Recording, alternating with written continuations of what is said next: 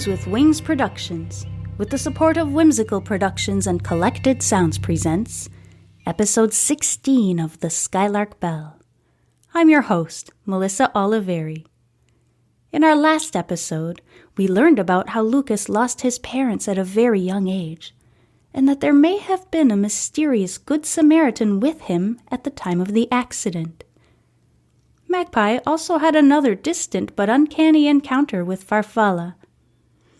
In today's episode, we continue our adventure with Chapter 16, The Feather Key, where the mystery deepens when a curious object inexplicably shows up, and Scarlet exhibits more bizarre behavior.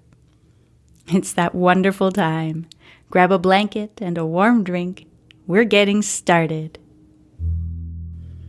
Magpie kicks off her rain boots in the entryway, letting the heavy front door of her house close behind her. She puts down the picnic basket to take off her cardigan and hangs it on the coat rack next to the hall closet. She still has a warm feeling inside, knowing Lucas trusts her enough to tell her about his past. Picking up the picnic basket, she makes her way to the kitchen where her mom is putting some dishes away. Phew, the creek was rushing pretty fast today after all the rain we had last week, says Magpie, her cheeks flushed from being outside all day. I don't know how comfortable I am with you playing near rushing water, says her mom in a very serious voice, putting down a stack of plates. Magpie saunters over and puts her arm around her mother's shoulders. Oh, Mom, don't be such a worrywart. I'm not playing, I'm exploring. And Lucas is with me. He knows the land around here like the back of his hand. Magpie's mother takes her daughter in her arms and places a gentle kiss on her forehead. Just promise me you're being careful, okay? She says, grabbing the empty picnic basket. How is the picnic I packed for you guys? She inquires, quickly changing the subject. It was great. The bumbleberry pie was especially amazing. Thank you so much, answers Magpie, genuinely grateful. Oh, it looks like you left something in here, says her mom, reaching into the bottom of the basket. Did you find this at the creek? Magpie looks puzzled for a moment, then remembers the blackberry that landed on her lap at the library. Oh, you mean the blackberry, she says. Now it's her mother's turn to look confused. Blackberry? No, I mean this key, she says, holding up a small, shiny, antique silver key shaped like a feather.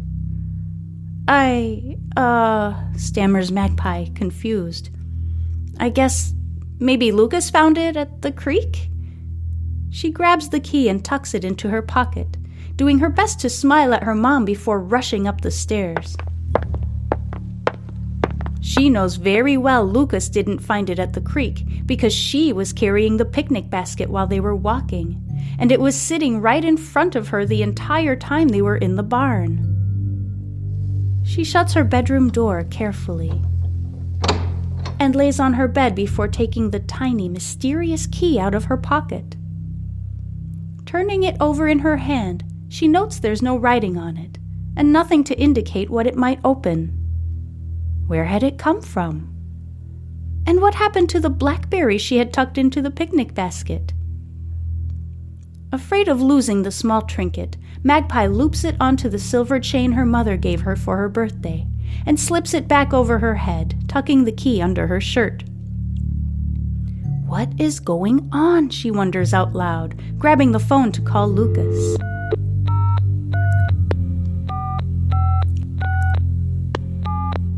He answers on the 6th ring, just as Magpie is about to hang up. Lucas, do you have a second? She asks. I'm just, it's not a good time. Can I call you back? He asks. Magpie can't tell if he sounds distracted or annoyed, and her heart sinks a little. After their conversation earlier today, she thought she could tell him anything, but right now she's not so sure. Don't worry about it. I'll figure it out, she mumbles, unable to hide the disappointment in her voice. I'm sorry, Magpie. It's just that my grandma...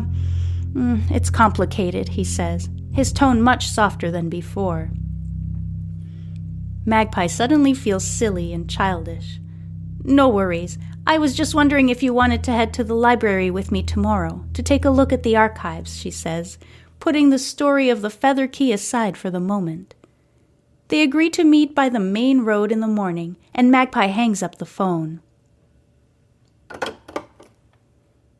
Magpie changes into her pajamas and lays on her bed, running her finger along the chain on which she's looped the feather key. A soft jingle outside her bedroom door makes her sit up. She hears a little scratch, and the door cracks open just wide enough to let Scarlet in. "Hello there," she says happily, patting the bed for the cat to come up. "I'm so glad you came back. I've missed having you around," she says, running her hand through the cat's soft coat. Scarlet circles around before curling up on Magpie's pillow. Magpie turns out the lights and lays back down, her head next to the cat's warm body. The loud purring in Magpie's ear lulls her to sleep in a matter of minutes, and she lets herself slip into deep, peaceful rest.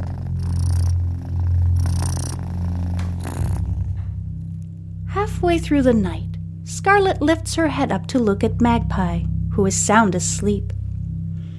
Scarlet stands up, stretches, and jumps down before making her way silently across the floor to the other side of the bed. She stands on her hind legs to reach up and nudge Magpie's hand with her nose. Still completely asleep, Magpie sits up, her legs dangling off the side of the bed. She stands and turns to crouch down and pull her sketchbook from under the mattress.